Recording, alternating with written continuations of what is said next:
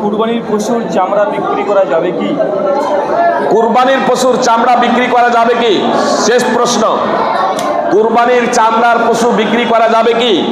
আমি কুরবানি দিচ্ছি, কুরবানির চামড়া বিক্রি করে যদি আমি ভোগ করব মনে করি তাহলে এটা নাজায়েজ হারাম।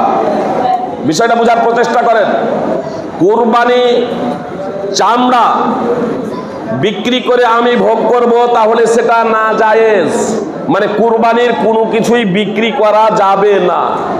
কুরবানির চামড়া যদি আমি নিজে ব্যবহার করি, ব্যবহার করতে পারি, যেমন কুরবানির মাংস আমি নিজে ব্যবহার করছি।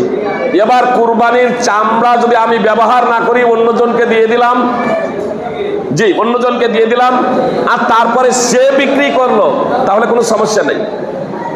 মানে বিক্রি করে আমরা ব্যক্তিগত, এক কথায় বিক্রি করে আমরা ব্যক্তিগতভাবে ব্যক্তিগত জীবনে প্রয়োগ না করে, বরং সেটা মাদ্রাসা, অনাথ, সামাজিক জনকল্যাণমূলক খাতে যদি আমরা তা খরচ করি তাহলে কোনো সমস্যা নেই ইনশাআল্লাহ।